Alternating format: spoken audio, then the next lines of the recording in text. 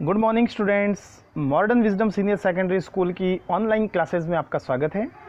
मैं हूं मनोज ओझा, संस्कृत टीचर, और आज हम पढ़ने वाले हैं क्लास 7 संस्कृत का चैप्टर फर्स्ट के वैसे चैप्टर तो पूरा हो गया है, लेकिन इसके कुछ क्वेश्चन आंसर्स बाकी थे। तो प्रश्न उत्तर भी मैं कुछ प्रश्न उत्तर तो आपको करवा चुका हूं, लेकिन जो बाकी हैं उन प्रश्न उत्तरों की हम आज बात करने वाले हैं।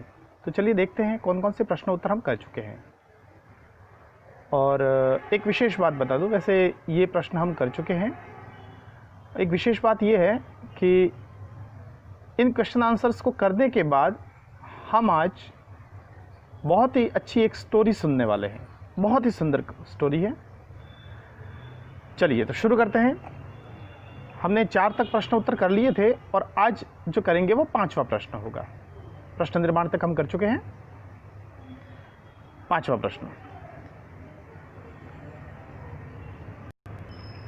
कुत्र प्रश्नानाम उत्तराणि लिखत। प्रश्नों के उत्तर लिखने हैं। देखिए, जब भी प्रश्नों के उत्तर लिखा जाए कि एक पदे न लिखत, तब तो हमें केवल वन वर्ड में ही आंसर देना है। और यदि कुछ ऐसा मेंशन नहीं होता, इसका मतलब हमें पूर्ण वाक्य में उस प्रश्न का जवाब देना होता है। तो पूर्ण वाक्य में ही जवाब होगा। चलिए शुरू करते हैं। पहला प्रश्न, कुत्र विस्मयः न कर्तव्यः। कहाँ हमें आश्चर्य नहीं करना चाहिए, किस जगह पर आश्चर्य नहीं करना चाहिए। तो एक श्लोक हमने पढ़ा था, दाने तपसि शौर्ये च विज्ञाने विनये नये विस्मयो नहीं कर्तव्यो बहुरत्ना वसुंधरा। श्लोक आपको भी याद होगा, क्योंकि मैंने जब पढ़ाया था उस समय भी आपको कहा था कि श्लोक आप साथ में याद करते रहिएगा। तो फिर से एक बार श्लोक को बोलेंगे, दाने तपसि शौर्ये च विज्ञाने विनये नये विस्मयो नहीं कर्तव्यो बहुरत्ना वसुंधरा। तो देखो प्रश्न क्या अर्थ है इसका। अर्थ तो हम पढ़ चुके हैं, लेकिन प्रश्न क्या कह रहा है कि कुत्र विस्मयः न कर्तव्य। कहाँ विस्मय नहीं करना चाहिए, आश्चर्य नहीं करना चाहिए। तो यहाँ आश्चर्य नहीं करने के बारे में बताया गया है। दान में, तपस्या में, शूरवीरता में, विज्ञान में, विनय में और नय अर्थात नीति में, इन स्थानों पर, इन 6 स्थानों पर हमें आश्चर्य कभी भी नहीं करना चाहिए। कौन कौन सी 6 स्थान? दान देने में, तपस्या करने में, शूरवीरता दिखाने में, कुछ नया, विज्ञान का मतलब होता है कुछ नया खोजने में, विनय का मतलब क्या होता है? शालीनता दिखाने में, नम्रता दिखाने में, और नये का मतलब होता है, नये का मतलब क्या होता है? नीति में। बिल्कुल। तो वहाँ हमें विस्मय नहीं करना चाहिए। तो अगर आप इस श्लोक को याद कर लेते हो, दाने तपस्या शौर्ये, तो इसका आंसर आपको इजीली याद हो जाएगा। अब चलिए देखते हैं सेकंड क्वेश्चन। सेकंड क्वेश्चन क्या कहता है? पृथिव्याम त्रीणि रत्नानि कानि। ये तो हम जानते ही हैं, पहले श्लोक में ही हमने पढ़ा था कि पृथिव्याम त्रीणि रत्नानि। अब ये यहाँ हमें नाम पूछे जा रहे हैं। पृथिव्याम त्रीणि रत्नानि कानि, पृथ्वी पर 3 रत्न कौन कौन से हैं? तो 3 रत्न कौन कौन से हैं? जलम, अन्नम, सुभाषितम। लेकिन पूरा आंसर कैसे देंगे? पृथिव्याम जलम अन्नम सुभाषितम च त्रीणि रत्नानि संति, अथवा संति नहीं लिखा तो त्रीणि रत्नानि। ठीक है, पृथिव्याम त्रीणि रत्नानि, पृथ्वी पर 3 रत्न कौन कौन से हैं? जलम, अन्नम और सुभाषितम। नेक्स्ट क्वेश्चन, त्यक्त लज्जा कुत्र सुखी भवेत्। लज्जा को त्यागने वाला, शर्म को त्यागने वाला कहाँ सुखी होता है? तो ये भी हमने श्लोक पढ़ा था। श्लोक याद आ रहा होगा आपको। कौन सा श्लोक है?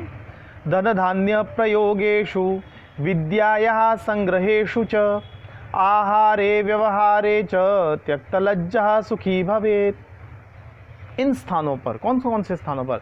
धन धान्य प्रयोगेषु, धन और धान्य का प्रयोग करने में, धन और धान्य का प्रयोग करने में, विद्यायाः संग्रहेषु, विद्या को एकत्रित करने में, इकट्ठा करने में अर्थात पढ़ने में, आहारे व्यवहारे च, आहार में, आहार का मतलब होता है भोजन में, और व्यवहार मतलब अच्छा व्यवहार करने में, त्यक्त लज्जा सुखी भवेत्, हमें लज्जा को त्याग देना चाहिए। इन स्थानों पर हमें कभी भी शर्म नहीं करनी चाहिए।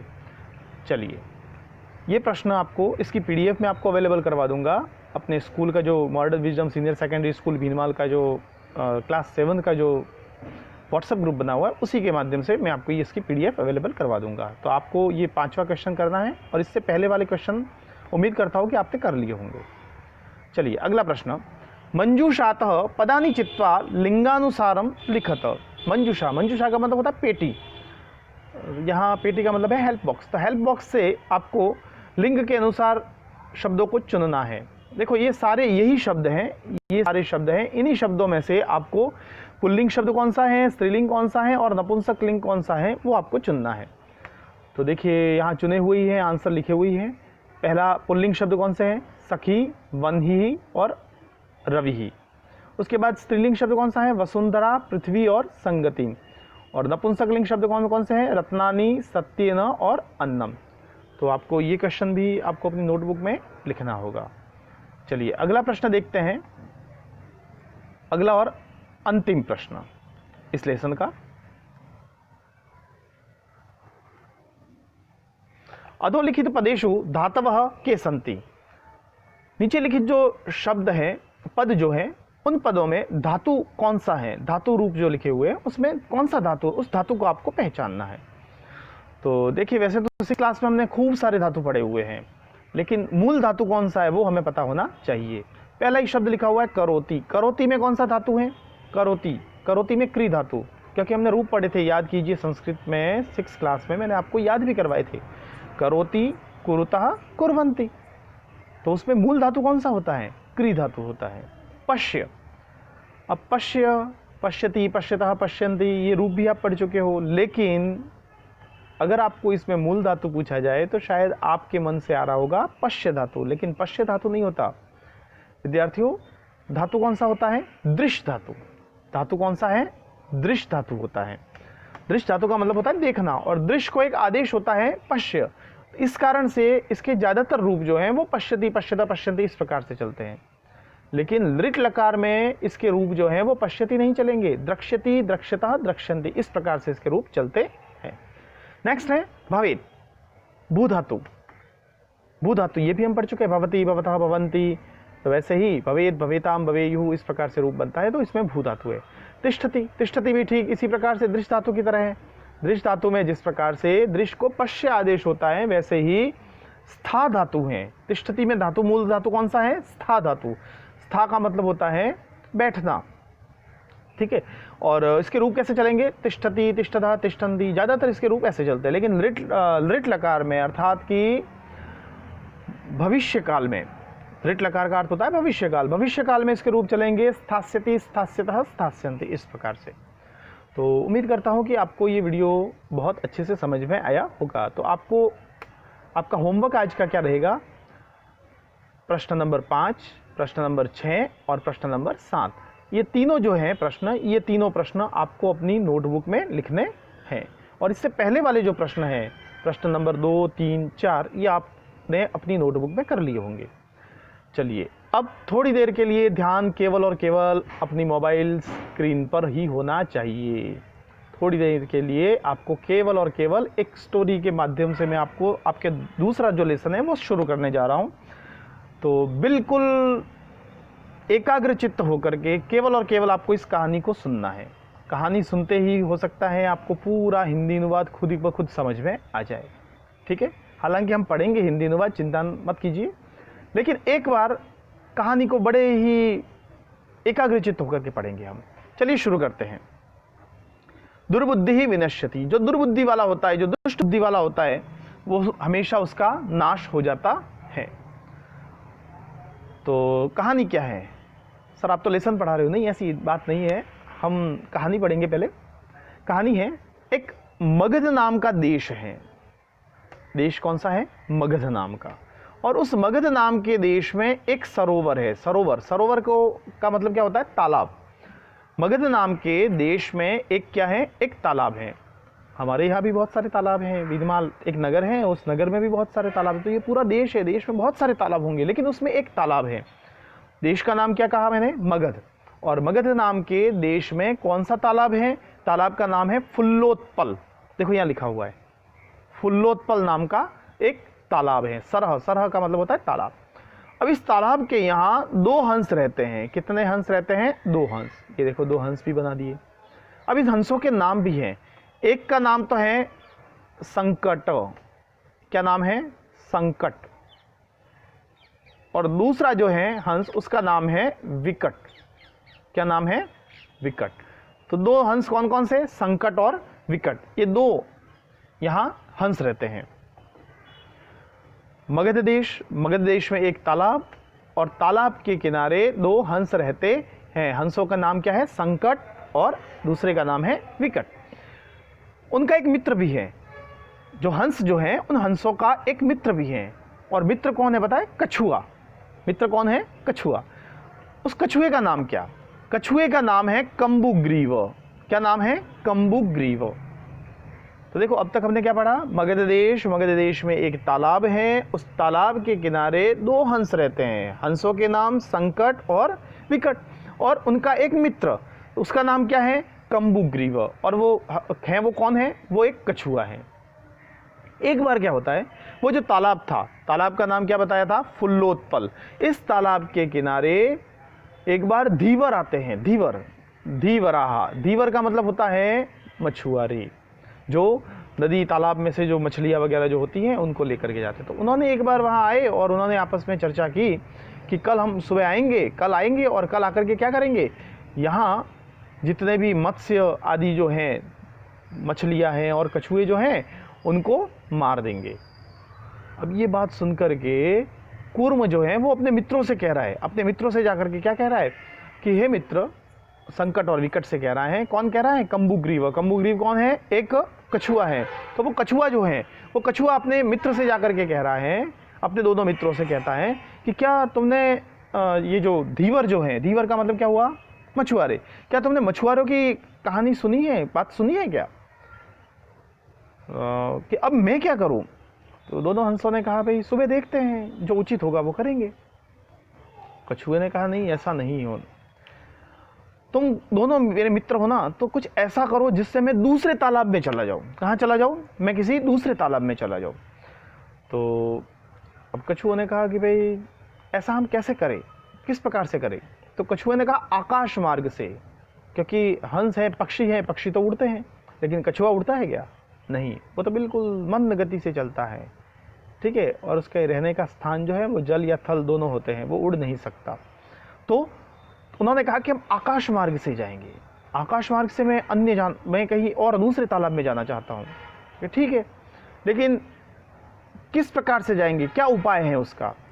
तो कछुआ कहता है एक काम करेंगे। अब काम क्या बताया पता है? उन्होंने कहा जैसे ये दो कछुए हैं, ये दो हंस हैं, और उसने कहा कि तुम दोनों अपनी चोंच में क्या रख लेना?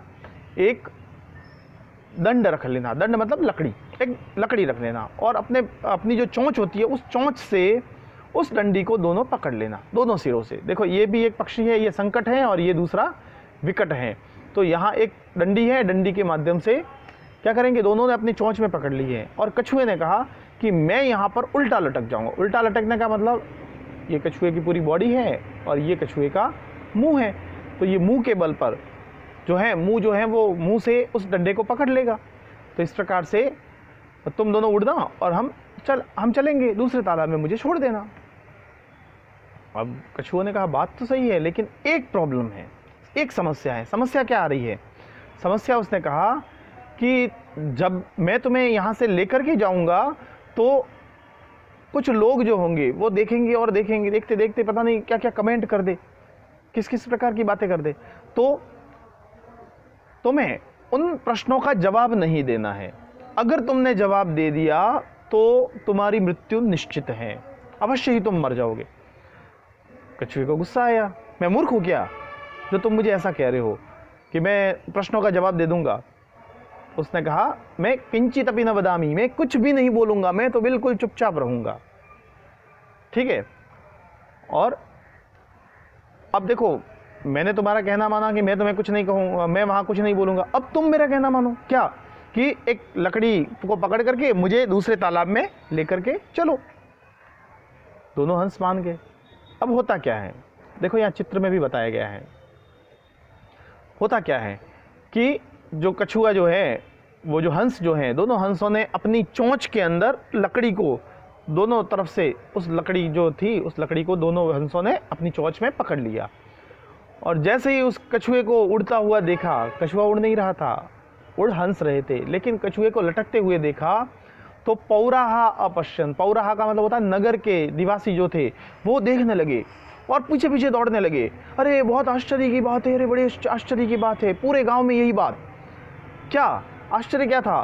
उसने कहा हंसों के साथ कछुआ भी उड़ता है। क्या कह रहा है वो कि 2 हंसों के साथ कछुआ भी उड़ता है। अब देखो, लोगों के मुंह पर हम ताला नहीं लगा सकते। लोग तो तरह तरह की बातें करेंगे। तो लोग आपस में बातें करने लगे और लोगों ने क्या कहा कि यदि ये यहाँ गिरता है, तो एक व्यक्ति ने कहा कि मैं तो इसको यहाँ का यहाँ पका करके खा जाऊंगा। अगर ये यहाँ पर गिर जाए तो मैं इसको यहीं पर पका करके खा जाऊंगा। कुछ लोग कछुए को खाते होंगे, तो ऐसा ही यहाँ कहा गया है कि मैं कछुए को यहीं का यहीं खा जाऊंगा। दूसरे ने कहा अरे हाँ, मैं भी खा तो जाऊंगा, अगर गिरता है तो मेरे हाथ लगा तो मैं खा जाऊंगा, लेकिन सरस तीरे दग्धा खादिश्यामी, तालाब के किनारे जाकर के पका करके खाऊंगा। कहाँ? तालाब के किनारे पर जाकर के। ठीक है। अब तीसरा था वो थोड़ा सा और माइंडेड, तो उसने क्या किया पता है? उसने कहा गृहम नीत्वा भक्षयिष्यामि, घर ले जा करके खाऊंगा मैं। तो भाई यहाँ होगा तो बहुत सारे लोग हैं, तो उन सब में बांटना भी पड़ेगा, लेकिन उसने कहा मैं तो घर जा करके इसको वहाँ पका करके खाऊंगा। अब उनके जब वचन सुने तो कछुए को बहुत ज़्यादा गुस्सा आया, और गुस्सा आया तो क्या हुआ? गुस्सा होते ही उसने अपने मित्रों को दिया हुआ वचन तो भूल गया, और उसने कहा यूयम भस्म खादथ, तुम मेरी भस्मी खाना, तुम मेरी राख खाना। और जैसे ही वो कछुआ बोला, हुआ क्या पता है? ये जो जैसे हंस थे, 2 हंस, उनके मुंह में ये डंडा तो ऐसा कैसा रह गया, और कछुआ जो यहाँ लटक रहा था, ये कछुआ ये सीधा यहाँ से गायब हो गया, और सीधा कहाँ पर गिर गया? आकर के जमीन पर गिर गया ये कछुआ। और ही चमारित, और जब गिर ही गया है तो आपने अभी लोगों की बात तो सुनी है। लोगों ने क्या कहा कि हम इसको यही, कोई कह रहा था हम इसको पका करके खाएंगे, यही पका करके खाएंगे। कुछ कह रहे थे कि हम तो इसको तालाब के किनारे पर जा करके खाएंगे। कुछ कह रहे थे हम इसको घर ले जा करके खाएंगे। लेकिन जैसे ही वो गिरा तो लोगों ने उसको वहीं पर मार दिया। तो उम्मीद करता हूँ कि आपको ये कहानी जो है बहुत ही अच्छे से समझ में आई होगी। अगले वीडियो में हम इस लेसन का हिंदी अनुवाद पढ़ेंगे। तो आज के लिए इतना ही, मिलते हैं एक नए वीडियो में, तब तक के लिए धन्यवाद।